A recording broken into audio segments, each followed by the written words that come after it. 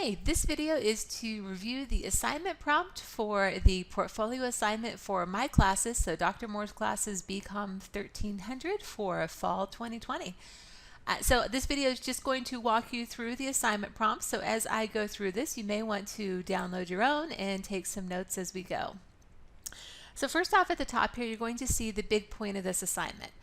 We also reviewed this in the live class, so if you didn't attend, please go and watch that. But the big idea here is that this portfolio should demonstrate what you've learned the entire semester. It's what you've learned in business communication. It's going to create a set of writing samples that can be used if you are asked for that from an employer, or even let's say you transfer schools from them. It'll help you analyze your own communication skills, and the real goal here is for you to set your individual goals for future improvement for your professional communication. This class is only as good as what you leave knowing you don't know. So I want you to think here about what you did this semester, and now that we're at the end and you've had all these additional lectures and the additional training and the peer feedback, you can look at it and say, well, gee, I really should have done that. All right, so the next part of this assignment is sheet talks about the overview.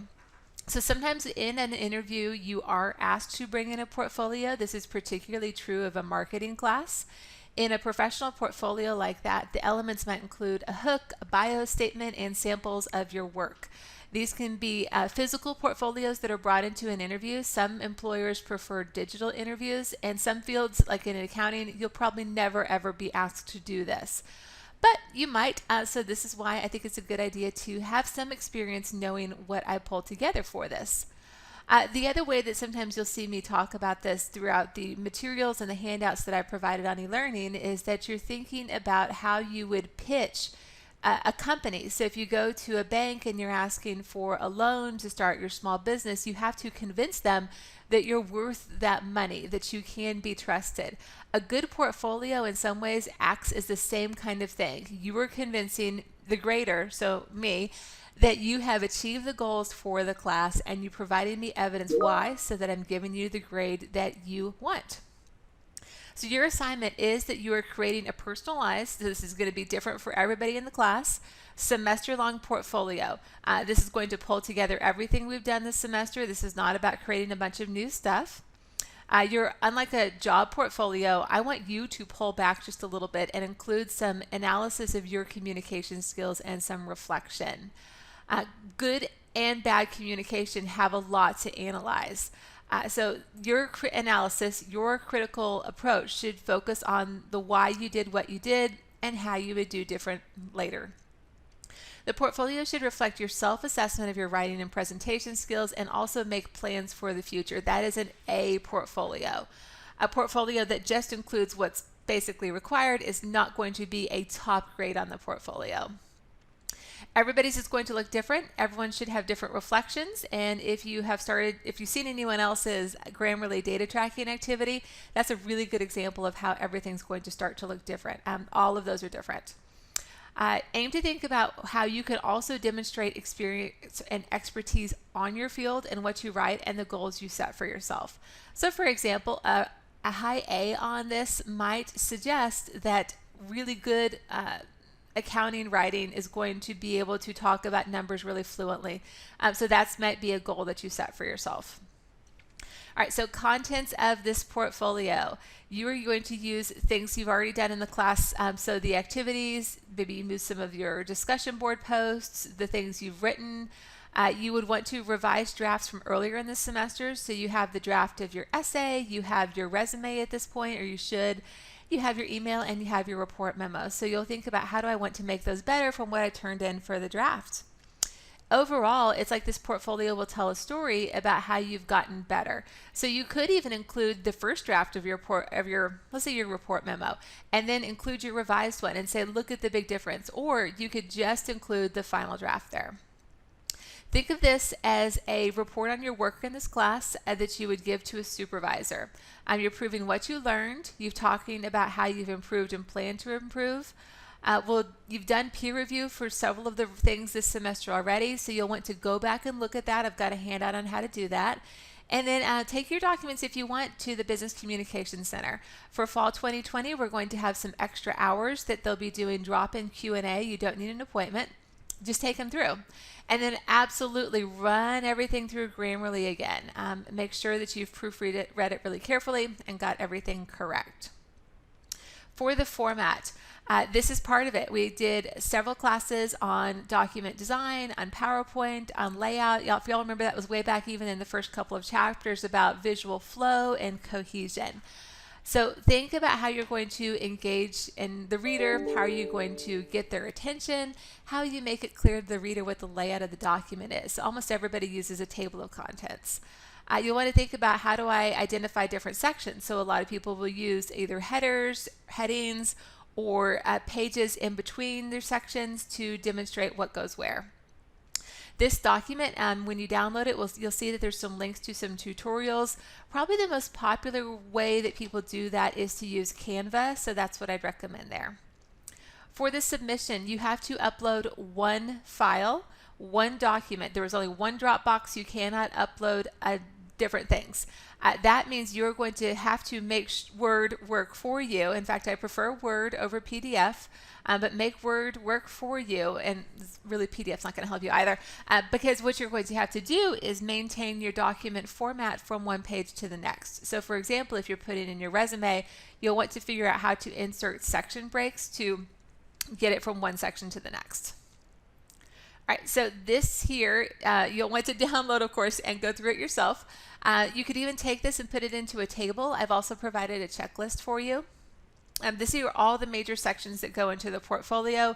So the numbered ones are the major sections, and then where you see A, B, C, D, E, that's the ones that are a little bit smaller that you'll also include. All right, so on each one, you might want to try and get feedback from other people. A lot of what goes into this, you've already gotten feedback from peers. Some of you have gotten it from me.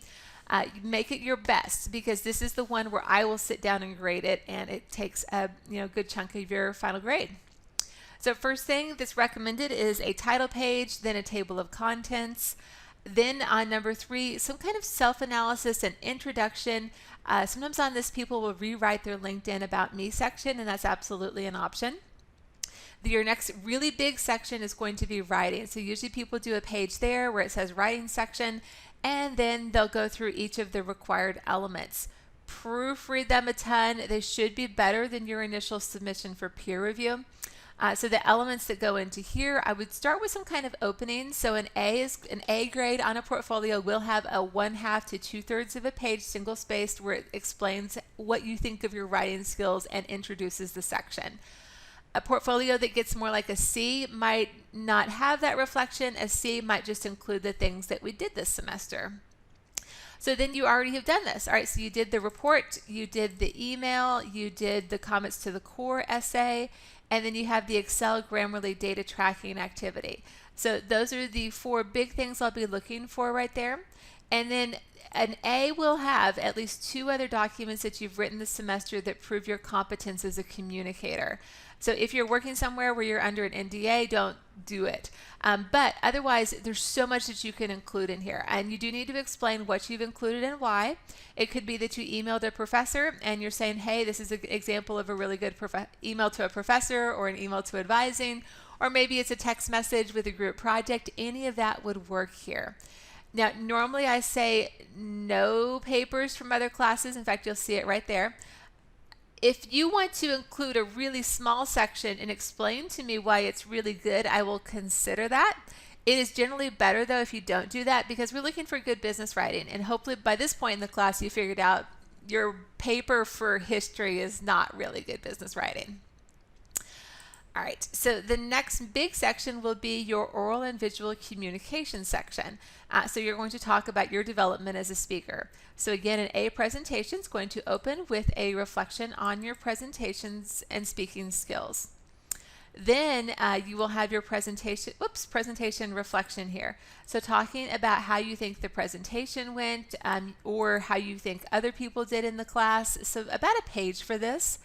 And then 2 other things that are going to talk about your speaking skills. So you could include your slides here. You could go ahead and do your Quincia interview and include that. You could talk about a presentation that you did in another class. any of that would be relevant information there. Again, an A is going to have an explanation and then even a sample, or and you can't do a video, or an explanation and then a write-up of what happened, or an explanation and a sample slide would be a really great way to do that. All right, so section 6 is going to be your additional development section. So that's anything sort of beyond writing and speaking where you think you've gotten better. And you have. All right, so what I want you to do is do the intro. Again, A is going to have this half page to 2/3 of a page intro. And then the next section on that should be feedback and criticism. You've been doing this all semester. So I want you to go back and look, because the whole semester for the class is open, go back and look at the peer review feedback that you gave, the feedback that you got, the comments that you left on discussion boards. How do you think those went? What did you learn? And this is where I'm really interested. What did you learn about giving feedback? And that could even be that I gave pretty useful feedback, but then on my report memo, they told me everything was just fine and that wasn't useful at all. That is a valid thing to say here, because to me, that's you showing that you have learned what kind of feedback is and is not useful, and hopefully will do a better job in the future. If you've learned about SWOT analysis in your other classes, that would be a really good way to do this, and there's a link on how to do a SWOT analysis there. All right, so for the discussion board syntheses, for my section, I want you to take 2 discussion board posts that you like, that you wrote. So I would say then write about a half a page about what you posted, what others posted, and what was the main idea. And you can do quotes here, and again, that layout, so those 3 things work. So maybe if I were writing this, like top of the page is an introduction, then a short section where it says here is part of my post, and then maybe a short section saying so-and-so posted this, so-and-so posted this, what I learned from this discussion board is. So just go back, look at what you did all semester, pick the 2 that you think you did the best on, and then include those. A couple times this semester we did LinkedIn certifications, so you'll include those right there. Usually what people do is a screenshot of it and then include it. All right, absolutely, this is really important. Include a conclusion. So I want you to write it up, and then an A is going to have goals. An A plus is going to have goals specific to your field. So I am majoring in marketing, and for marketing, communication is important because XYZ. All right, last thing is the appendix. Now, normal semester, this would all be absolutely mandatory, but I have, an explainer there. I have made this somewhat optional here, so here's what I want you to do. Optional, first off, if you did any community engagement or service hours this semester, so remember you have to do 100 of those or take a class by the time you graduate at UT Dallas and JSOM. So if either you did it or how you plan to do it. Second would be your 5 best discussion board posts in the lab. I think Dr. Kaplan has encouraged you to include all of them. That would be A plus, is all of them. Optional would be an explanation of your StrengthsFinder results. That might copy back onto the discussion board post in the lab depending on how you did that. So otherwise, what did you get and why? And I don't just want you to copy and paste the email you got from StrengthsFinder there. Actually talk about it. And the very last thing is the resume in the CMC template that you uploaded to Quincia as well. So especially if you have like an A on the portfolio is going to have that in there. You can still get a B or maybe even an A- without these things, but like a really good portfolio is going to include the appendix and the additional information. All right, key idea here. It's in addition to featuring your work and reflections, think about how the portfolio showcases your skills in document design. You're making it easy to read, visually interesting, and feel like one cohesive document, not just like you've copied and pasted a bunch of assignments together. All right, so you will see that there's a number of resources to help with formatting in Word, on how to insert images, how to size images, wrapping text around images, including headers, footers, page numbers, as well as doing a table of contents. All of those are things that aren't too complicated to do in Word, but it's easier to, personally, what I would do, those LinkedIn Learning courses are awesome, but you can also just search that on YouTube. All right, for the grading module, I'm going to grade the portfolio holistically. So what I do when I'm grading, it's kind of hard to explain, but I essentially will have on one screen all of the rubrics for all of the different assignments. So, I gave you one rubric for this and one rubric for that. And then what I'm doing is I go through each assignment. I am saying, okay, this one was generally at an A. This one was generally at a B. And then I am going to give one holistic grade across, let's say, all of the writing section versus the individual grades on each minor assignment. So you'll see this on the rubric in a second. The goal for that is grading mastery, and then I'm trying to do it as anonymously as possible. So try not to focus on a name. So I try and imagine I'm not seeing it, but really think holistically, anonymously. What did you master, and how good is this compared to the other? I think I'll be looking at about 160. All right, so let me get this really into your screen here. This is the rubric that you have on yours. I know it's really hard to see on here. This is so tiny. But the big thing I want you to pay attention to are the sections over here. So the first part is going to be points for the introduction, conclusion, additional development. That is 20% of your grade. The next is the writing section, which is 40% of your grade. The oral communication is only 20%. We just don't have as much of that in there. The cohesion is 10%, and the design and format is 10%. When you start to look at this, pay close attention. So let's go, I'm starting off negative, but let's start with the negative one here, where it talks about the idea of what's an F on the introduction. So it's sloppy, it's missing sections, missing sections as in it doesn't have an intro, it doesn't have a conclusion, it doesn't have any additional development. And you could do okay without the additional development, but it's better if you have it. So let's swing over to C. For this intro conclusion in particular, I'm going to notice as I grade things that need to be revised and edited. It will seem incomplete or just kind of shallow. It won't have a lot of communication knowledge. There could be stylistic issues or just content issues. If I were having you revise this, I would have to spend a lot of time suggesting edits and revisions. And of course, we're not revising it, so that's not going to happen. But if you were to revise it one more time, that's what would have to happen there. A B means I would have to just do minor editing.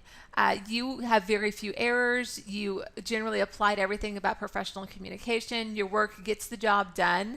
I wouldn't have to spend a lot of time making edits. It's pretty good. Like, it's okay. Everything's there. It's good. But the difference here is between, especially at the college level, a B and an A. An A is something where I could, use it as an example next semester. It's going to possibly go beyond. Have deep insight. Everything's going to be cohesive. For example, the introduction and the conclusion are on the same theme. I might remember this when I go through all the portfolios. So if we think of the A's as maybe being the top 10 to 20% of the class, it might be that I get done with this and I'm like, oh yeah, those are out of your section, maybe 4 or 5 that really stood out. Those are the ones I really remember. Because everything was fine. I would not have to spend any time making suggestions for the intro and conclusion. For the writing section, an A, let's stick with the A's. A writing section, A means no changes. It exceeds all the expectations of professional writing. I don't notice any errors. I'm going to generally be impressed and think, well, wow, this person really knew what they were doing. On the verbal communication, it is about the same thing. You have well thought out analysis. It really makes sense what you're saying about your public speaking.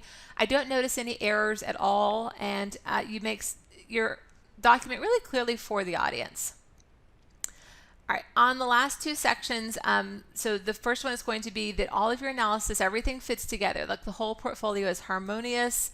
The career aspirations connect. It just tells me a story about what you're trying to do, and everything is included, or you've included extra stuff. So you really went above and beyond, included everything in that additional development section, maybe had some other examples or things you talked about. And then on the design, which again is not worth a ton, but it is consistent throughout everything. It expressed your personality.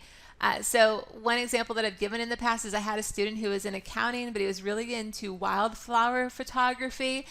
That's awesome. And he was so good. But also, what does wildflower photography have to do with Big Four accounting? Really, very little.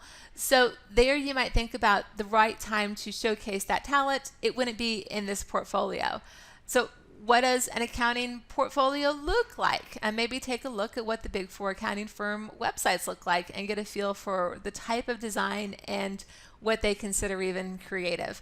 Creative design in accounting is not the same as creative design in marketing. And as long as you've made your major clear in those intro or conclusion sections, yeah, I will notice. All right, so a fail, I feel like fail's really negative here. A fail in the writing sections means things are missing, it's sloppy, everything needs to be fixed. The oral communication, maybe it's like barely there, it's sloppy, it doesn't really seem to understand speaking basics. It could be like somebody comes in and says, oh, I was amazing, I wouldn't change anything, period. On the cohesion, it clearly is missing things or it wasn't submitted correctly. Like if you email me a series of 10 different documents, you're going to get an F on this part of the rubric. There's not consistency between sections. So I had a student once where they just copied and pasted everything without any, this goes into design and format too. They just copied and pasted everything without any headings, without any page numbers, just like one massive text. And then on the design and format, it has some prohibited file types, so something like a numbers file or a fake file type, which I know that trick. But it needs to be a file that is legible and I can see it. And turn it in is going to show you a preview, so there's just no reason to not do that. All right, let's go through then a B. So now remember, a B is a good one. A is going to be excellent, but B is a good portfolio. Some of the examples this semester that I showed you are like on that A-B line. I'll just sort of say that. So a B here, it means it's minor editing. So I'm going to be, as a grader, so here's my perspective, noticing some errors as we go through. Everything's pretty good, but nothing's like really amazing where I think, oh, that's an example I could show in class next semester because it's so good. That's an A. A B is, well, this is a decent job. I wouldn't have to make a lot of time suggesting edits if I was going to go through and mark up the whole thing. It's going to show, pretty good professional public speaking consideration. It gets the job done. It meets all of the criteria. You're not missing anything. It has almost no contradictions within the submission. Oh, that's from when the line break used to be there. Well, let me do it. Sad. All right, so now I'm just messing with my file and recording it. All right, so everything is introduced, everything is included. It is legible, it's organized, and I can find everything as I go through and grade. All right, let's go then to what takes you from a B to a C. All right, so a B is, again, I'm not having to spend a lot of time. A C means I'd have to spend more time. I could find, and I can find things on my own writing, but there are lots of things that are errors on almost every single section. So you'd really need to revise and edit it. I would not want to show it as an example in a class. I would not want to show it to another professor as an example of what's happening here. I would probably tell you if you were applying for jobs and were asked for a portfolio, don't show them this. Do better before you do it. All right, here's one good note. The documents demonstrate little improvement. So that means it's clear that you did your first draft earlier in the semester, and this is about the same one. You didn't apply anything that you've learned this semester to make it better. So when you did the peer marks and you saw other people, you saw ways that you maybe could do it better. Maybe you realized yours was awesome. Maybe you were like, oh, I should have done this. Make it better. Like, that's the goal here. Lots of errors, stylistic issues, content choices. Your supervisor would ask you to revise and edit it before allowing people to see it outside the department. So again, same thing, like I wouldn't want to show it to other people. And maybe has one document and everything's included, but it's just sort of there for a C. It's there. It's readable for the design, like I can find it, but it just has no creativity, no personality. It's not, it's okay, but it's not super professional. It wouldn't be impressive, in other words, to an outside person. All right, down to a D. So let's see, we already kind of talked about the first one. The sections need to be rewritten. Big errors, it will feel like there's just no improvement, or you didn't understand or pay attention during the writing chapters. There's going to be significant errors in style and content. Things would need to be rewritten in order to really meet the goals of our class. For JSOM, one way to think about this is you want to be aiming for that B. C's are okay, you have met the objectives of the class, but D is okay, you're not really meeting our learning outcomes for the class. F means absolutely you did it, but D is like, wow, this doesn't quite get it. So your goal here, of course, I know it's going to be up in this range, but just so you understand, I'm really trying to focus in on this with a way that a supervisor would look at it. Think about your audience here, which is me. Or I don't think I'm going to ask the TA to look at your section, but your audience is me here. So you're going to think Dr. Moore is, or let me just put it, that's so awkward to talk in third person. I am going to be grading about 160, 170 of these over the course of a couple of days. What can you do to make my life easy is one way that you can think about this that is absolutely true in the workplace too. If I look at this and I'm like, everything's there, check. That is like my happy place already. First impression, think about what we talked about this class, about how long you have to make a positive first impression. And think about that concept of primacy and recency. There's a big one from earlier in the semester too. Intro really good, conclusion really good, transitions really good. Like that is absolutely going to stand out on this, just like we talked about earlier in the semester. I think the last thing I will point out that we've talked about off and on this entire semester is that whole ethos, pathos, logos. So you might go back to the chapter in our book, just Google ethos and writing, and think about there, like what are you doing to prove your credibility? What are you doing to show that you care about your reader or that you care about your work? All of that is what will sort of make this a better, I think, final product.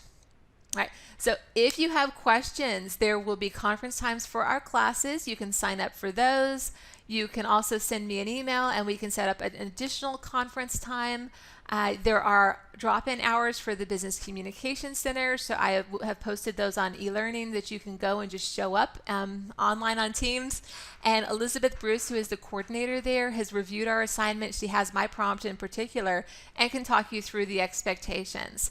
You also, although it's filling up really fast, can book a 45-minute appointment with the Communications Center, the BCC. You can book one that's live on Teams, so a synchronous appointment. You can also book an asynchronous appointment, and she can work on some of the content with you.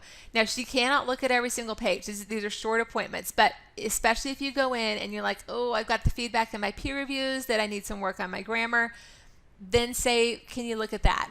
Or maybe you know you got some feedback on the grammar and you drop into the Teams Q&A, just drop-in times. You could ask her too, just to look at a sentence with you. All right, good luck on this assignment. The goal here is that you are proving what you know. So we'll go back up to the top here.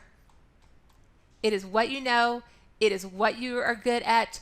The ones that were turned in spring and summer were so impressive to me overall, especially when we look at the top performers. These are really fantastic work because you have done a lot of good work this semester. This is your chance to pull it all together, make it even better before I put on that final grade. All right, everybody, good luck.